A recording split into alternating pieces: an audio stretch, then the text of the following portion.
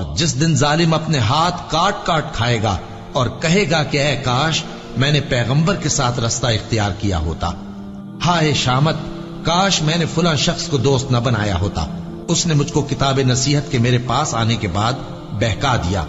اور شیطان انسان کو وقت پر دغا دینے والا ہے۔ یوں نہیں، جب زمین کوٹ کوٹ کر برابر کر دی جائے گی اور تمہارا پروردگار جلوہ فرما ہوگا اور فرشتے قطار در قطار آ جائیں گے اور دوزخ اس دن سامنے لائی جائے گی، تو انسان اس دن سوچے گا، مگر اب سوچنے سے اسے فائدہ کہاں مل سکے گا؟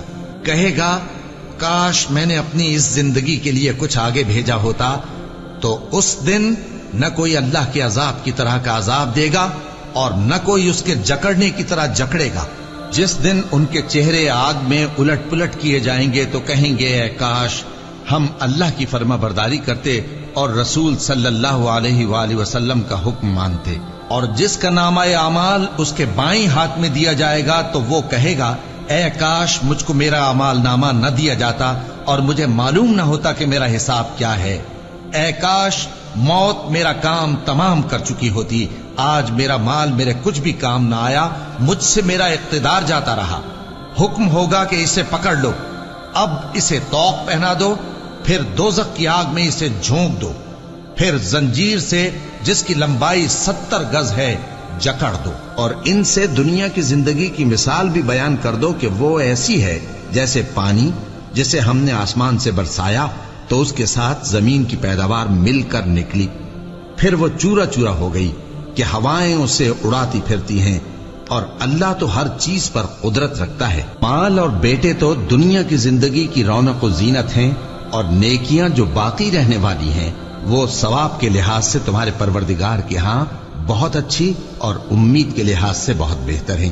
اور جس دن ہم پہاڑوں کو چلائیں گے اور تم زمین کو صاف میدان دیکھو گے اور ان لوگوں کو ہم جمع کر لیں گے تو ان میں سے کسی کو بھی نہیں چھوڑیں گے، اور سب تمہارے پروردگار کے سامنے صف باندھ کر لائے جائیں گے، تو ہم ان سے کہیں گے کہ جس طرح ہم نے تم کو پہلی بار پیدا کیا تھا اسی طرح آج تم ہمارے سامنے آئے، لیکن تم نے تو یہ خیال کر رکھا تھا کہ ہم نے تمہارے لیے قیامت کا کوئی وقت مقرر ہی نہیں کیا، اور اعمال کی کتاب کھول کر رکھی جائے گی تو تم گناہگاروں کو دیکھو گے کہ جو کچھ اس میں لکھا ہوگا اس سے ڈر رہے ہوں گے، اور کہیں گے ہائے شامت یہ کیسی کتاب ہے کہ نہ چھوٹی بات کو چھوڑتی ہے نہ بڑی کو، کوئی بات بھی نہیں مگر اسے لکھ رکھا ہے، اور جو جو عمل کیے ہوں گے سب کو حاضر پائیں گے، اور تمہارا پروردگار کسی پر ظلم نہیں کرے گا۔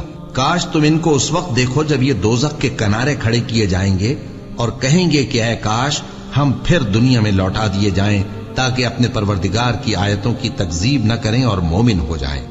ہاں یہ جو کچھ پہلے چھپایا کرتے تھے آج ان پر ظاہر ہو گیا ہے، اور اگر یہ دنیا میں لوٹائے بھی جائیں تو جن کاموں سے ان کو منع کیا گیا تھا وہی پھر کرنے لگے۔ کچھ شک نہیں کہ یہ جھوٹے ہیں اور کہتے ہیں کہ ہماری جو دنیا کی زندگی ہے بس یہی زندگی ہے اور ہم مرنے کے بعد پھر زندہ نہیں کیے جائیں گے۔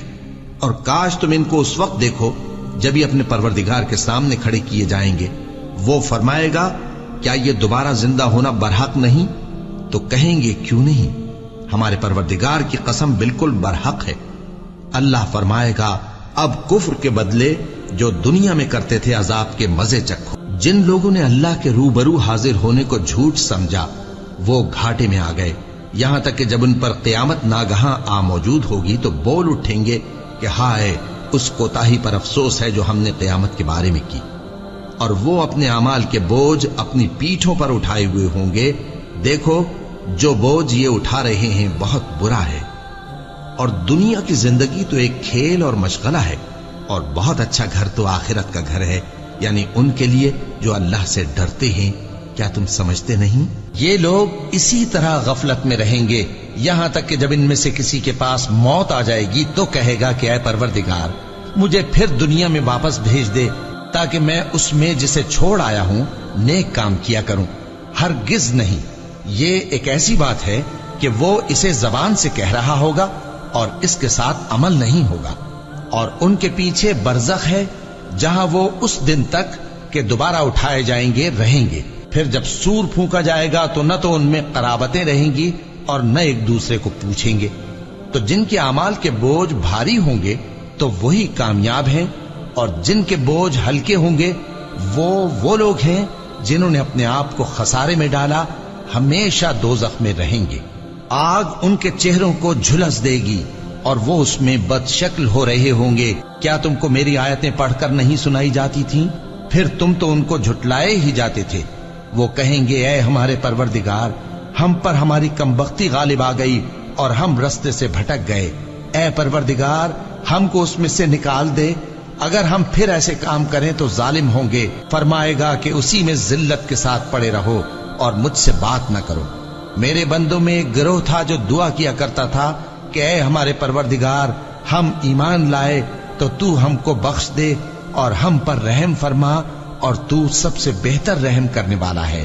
تو تم ان سے تمسخر کرتے رہے، یہاں تک کہ ان کے پیچھے میری یاد بھی بھول گئے، اور تم ہمیشہ ان سے ہنسی کیا کرتے تھے۔ آج میں نے ان کو ان کے صبر کا بدلہ دیا کہ وہی کامیاب ہو گئے۔ اللہ پوچھے گا کہ تم زمین میں کتنے برس رہے؟ وہ کہیں گے کہ ہم 1 روز یا 1 روز سے بھی کم رہے تھے۔ شمار کرنے والوں سے پوچھ لیجئے۔ اللہ فرمائے گا کہ وہاں تم بہت ہی کم رہے، کاش تم جانتے ہوتے۔ کیا تم یہ خیال کرتے ہو کہ ہم نے تم کو بے مقصد پیدا کیا ہے، اور یہ کہ تم ہماری طرف لوٹ کر نہیں آؤ گے؟ تو اللہ جو سچا بادشاہ ہے، اس کی شان اس سے اونچی ہے، اس کے سوا کوئی معبود نہیں، وہی عرش کریم کا مالک ہے۔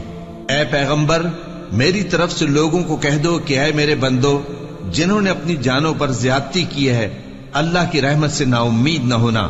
اللہ تو سب گناہوں کو بخش دیتا ہے، بے شک وہی تو ہے بڑا بخشنے والا، بڑا مہربان۔ اور اس سے پہلے کہ تم پر عذاب آ واقع ہو، اپنے پروردگار کی طرف رجوع کرو اور اس کے فرما بردار ہو جاؤ، ورنہ بعد میں تم کو مدد نہیں ملے گی۔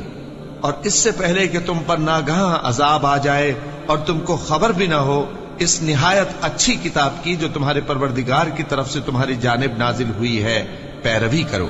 ایسا نہ ہو کہ اس وقت کوئی شخص کہنے لگے کہ ہائے اس کوتاہی پر افسوس ہے جو میں نے اللہ کا حق ماننے میں کی، اور میں تو ہنسی ہی کرتا رہا، یا یہ کہنے لگے کہ اگر اللہ مجھ کو ہدایت دیتا تو میں بھی پرہیزگاروں میں ہوتا، یا جب عذاب دیکھ لے تو کہنے لگے کہ اگر مجھے پھر ایک دفعہ دنیا میں جانا ہو تو میں نیکوکاروں میں ہو جاؤں۔ ارشاد ہوگا کیوں نہیں، میری آیتیں تیرے پاس پہنچ گئی تھی مگر تو نے ان کو جھٹلایا اور شیخی میں آ گیا اور تو کافر بن گیا۔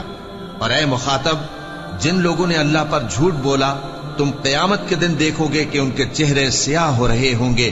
کیا تکبر کرنے والوں کا ٹھکانہ دوزخ میں نہیں ہے؟ اور جو پرہیزگار ہیں ان کی کامیابی کے سبب اللہ ان کو نجات دے گا، نہ تو ان کو کوئی تکلیف پہنچے گی اور نہ وہ غمناک ہوں گے۔ اللہ ہی ہر چیز کا پیدا کرنے والا ہے اور وہی ہر چیز کا نگراں ہے۔ اسی کے پاس آسمانوں اور زمین کی کنجیاں ہیں، اور جنہوں نے اللہ کی آیتوں سے کفر کیا وہی نقصان اٹھانے والے ہیں۔